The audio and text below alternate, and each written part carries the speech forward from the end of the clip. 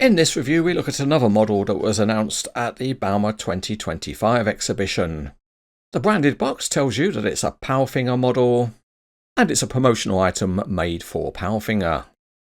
There you can see the truck inside the box, and if we turn it around we see this is a WSI model, and it's a Scania G with a Palfinger hook lift and a PK 370 TEC loader crane. Let's weigh it up.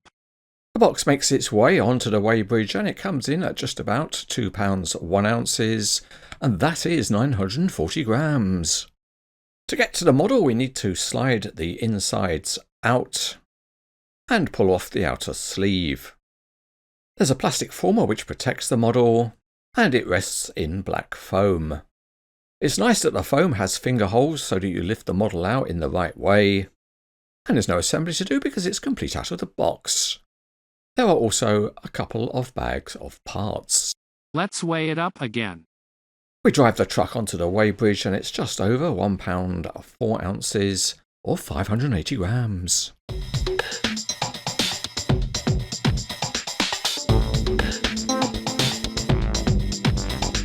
As usual we start underneath and it's a 6x4 chassis, and it is the WSI's normal high standards.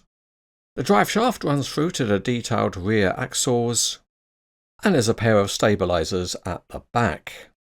Various tanks and boxes are modelled, and it's always good when there are different tyres on the driven and steered axles. The roof of the cab has a non-see-through roof light, and there is a light bar with a couple of beacon lights. The front of the Scania is impressively modelled, and particularly good is the etched grille, and there are tiny graphics to go along with it. This model does not have a license plate, and that's because it's generic. A really nice touch are the protection grilles on the headlights. Moving on to the side of the cabin, there's a Palfinger graphic, and the door mirrors are nicely shaped. The decoration on the cab is also very good, and details include a door handle and nicely textured steps leading up into the cab. There's also an indicator on the wheel arch. The wheels have a nice detailed trim. Moving on, behind the cab and the fuel tank is protected by a frame, and the filler cap is nicely highlighted. Detailing on the loader crane is also really good, with a particularly fine set of controls, and they're excellent given the small size. Moving further back and you can see that the box has a handle indicated by graphics. The wheel arches are well formed and there are smart looking rear wheels, and the rear stabiliser is fully retracted and tidy. At the back the lights have plastic lenses, and there's also a towing hitch. The underrun bar also has decoration, and the tiny lights also look smart. The dump body is a solid metal casting, and there's some detailing at the back of the rear tailgate. With the hook lift operational you can see there is plenty of Palfinger branding, and the hook lift modelling is very good. The front stabilisers are 2-stage and there are some small graphics applied, and there are tiny hydraulic rams. The pads and spreader plates are metal. The rear stabilisers are simple, and like the front they have smooth pistons.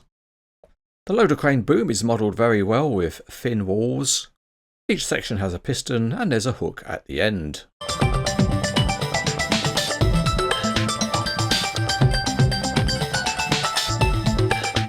At the front the steering axle has what is best described as a moderate angle of steering, and the rear axles spin freely enough.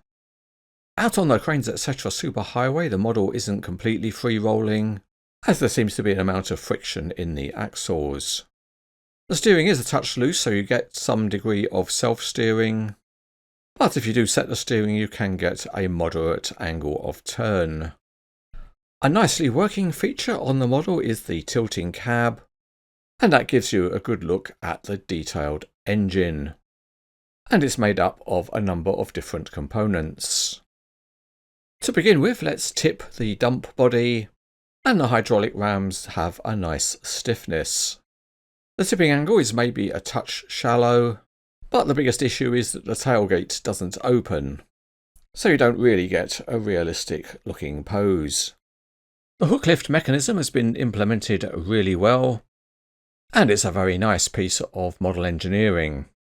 As the name suggests, you hook onto the container, or in this case the dump bed, and then you use the hydraulics to lift it and drag it onto the back of the truck. The hydraulics are stiff enough so you can hold the pose at any point that you want. So many different display options are possible. Once it's onto the truck, you then pull it forward using again the hydraulics of the hook lift system. Let's now move on to the loader crane. And the first thing we should do is to lower the stabilizers. The ones at the rear are simple and you just unscrew them to lower them. And there's enough extension on the rams that you can get the pad down to ground level. The loader crane outriggers are a bit different. The beams are in two stages and you just pull them out and then you rotate the leg around and unscrew the pads as before. Also included with the model are some small spreader plates, and you can use these to achieve a realistic setup. Although being so small, it's easy for them to become dislodged. With the whole system set up, you can achieve a wheels-free pose. Now we're ready to unfold the loader crane, and the hydraulic rams are very stiff. So the trick is to carefully and slowly open it up, and when you get it part way, you can then also rotate it. After that, the next thing to do is to telescope out the boom, and it's made up of quite a number of separate sections. They are all quite close fitting, so it's fairly tight to pull it out. But again, that also means it'll do a good job of holding a pose.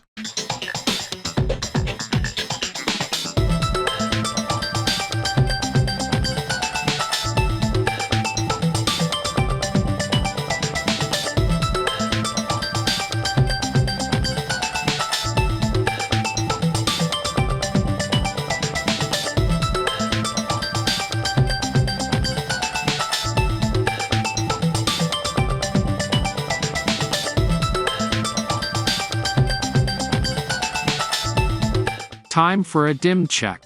Let's get the tape out with the boom reaching for the heights, and we get to about 14 inches or 36 centimeters. Included with the model are two work tools, and the first is a set of forks, and these just hang off the small hook at the end of the boom. You can also adjust the chain on the frame in order to achieve a balance when there's a load on board.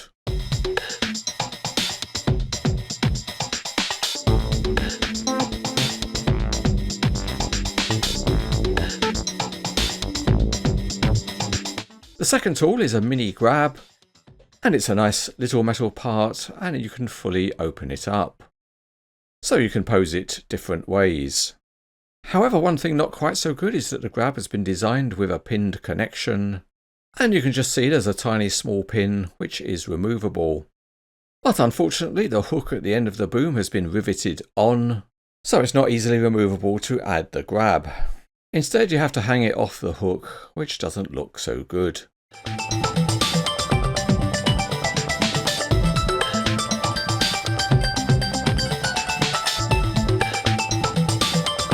WSI's Palfinger models are always complex pieces of model engineering. In this case, that applies to both the hook lift and the loader crane, and the functionality of both is really good. Add to that, they are also nicely detailed. And of course, WSI's trucks are to a high standard. Overall, this model has enough to be going for it to be rated as excellent.